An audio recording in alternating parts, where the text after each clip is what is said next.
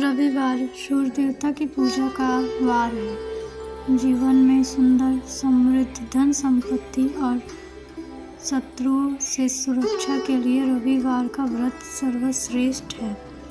रविवार का व्रत करने व कथा सुनने से मनुष्य की सभी मनोकामनाएं पूरी होती हैं। रविवार व्रत का ऐसे करें पूजन। सर्वप्रथम सूर्य का व्रत 1 वर्ष या 30 रविवारों तक अथवा 12 रविवारों तक करना चाहिए।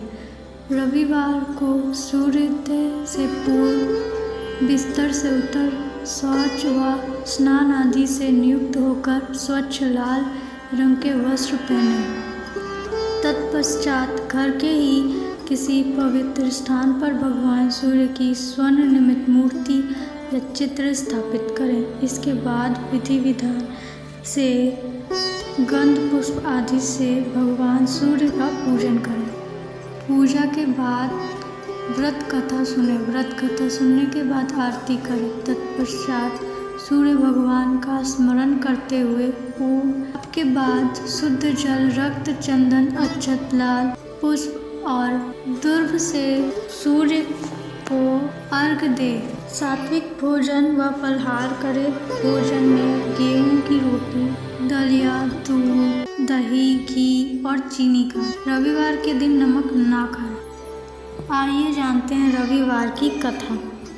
प्राचीन काल में एक बुढ़िया रहती थी। वह नियमित रूप से रविवार का व्रत करती थी।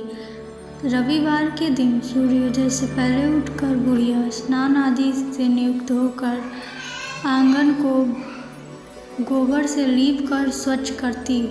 उसके बाद सूर्य भगवान की पूजा करते हुए रविवार व्रत कथा सुनकर सूर्य भगवान को भोजन लगाकर दिन में एक समय भोजन करती।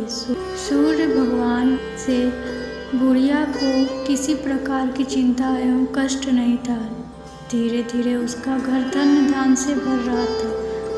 उस बुढ़िया को खुशी होते देख उसकी पड़ोसन उससे जलने लगी। बुढ़िया ने कोई गाय नहीं पाल रखी थी, अतः वह अपनी पड़ोसन के आंगन से बंधी गाय का गोबर लाती थी। पड़ोसन ने कुछ सोचकर अपनी गाय को घर के भीतर बांध लिया। रविवार को गोबर न मिलने से बुढ़िया अपना आंगन नहीं लीप सकी। आंगन न लीप पाने के कारण उस बुढ़िया ने सूर्य भगवान को भोग नहीं लगाया और उस दिन स्वयं भी भोजन नहीं किया। सूर्यास्त होने पर बुढ़िया भूखी प्यासी सो गई। प्रातःकाल सूर्योदय से पूर्व उस बुढ़िया की आँख खुली तो वह अपने घर के आंगन में सुंदर गाय और बछड़े को देखकर हैरान हो गई। गाय को आंगन में बांधकर उसने जल्दी से उसे चारा खिलाया। पड़ोसन ने उस बुढ़िया के आंगन में बंधी सुंदर गाय और बछड़े को देखा तो वह उससे और अधिक जलने लगी। तभी गाय ने सोने का गोबर किया। गोबर को देखते ही पड़ोसन की आंखें फट गई। पड़ोसन ने उस बुढ़िया को आसपास ना पाकर तुरंत उस गोबर को उठाया और अपने घर ले गई तथा अपनी गाय का गोबर वहाँ रख गई। सोने के गोबर से पड़ोसन कुछ ही दिनों में धनवान हो गई। गाय प्रतिदिन सूर्योदय से पूर्व सोने का गोबर किया करती थी और बुढ़िया के उठने के पहले पड़ोसन उस गोबर को उठाकर ले जाती थी। बहुत दिनों तक बुढ़िया को सोने के गोबर के बारे में कुछ पता नहीं चला। बुढ़िया पहले की तरह हर रविवार को भगवान सूर्योदय का व्रत करती रही और कथा सुनती रही। लेकिन सूर्य भगवान को जब पड़ोसन की चालाकी का पता चला तो उन्होंने तेज आंधी चलाई। आंधी का प्रकोप देखकर बुढ़िया ने गाय को घर के भीतर बांध लिया। सुबह उठकर बुढ़िया ने सोने का गोबर देखा। उसे बहुत आश्चर्य हुआ। उस दिन के बाद बुढ़िया गाय को घर के भीतर बांधने लगी। सोने के गोबर से बुढ़िया कुछ ही दिन में बहुत धनी हो गई। उस बुढ़िया के धनी होने से पड़ोसन बुरी तरह जल भूनकर राख हो गई और उसने अपने पति को समझा बुझाकर उसके नगर के राजा के पास भेज दिया। सुंदर गाय को देखकर राजा बहुत खुश हुआ। सुबह जब राजा ने सोने का गोबर देखा तो उसके आश्चर्य का ठिकाना नहीं रहा।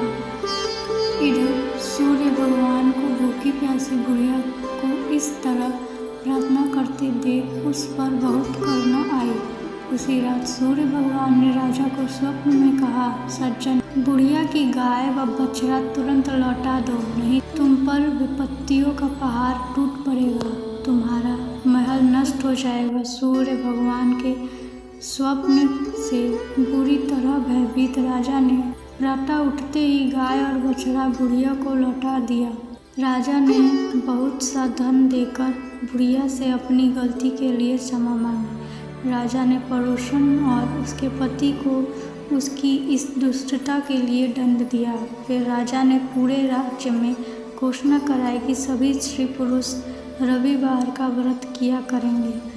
रविवार का व्रत करने से सभी लोगों के घर धन धान्य से भर गए। राज्य में चारों ओर खुशहाली छा गई। स्त्री पुरुष सुखी जीवन यापन करने लगे तथा सभी लोगों की शारीरिक कष्ट भी दूर हो गए। जय सूर्य।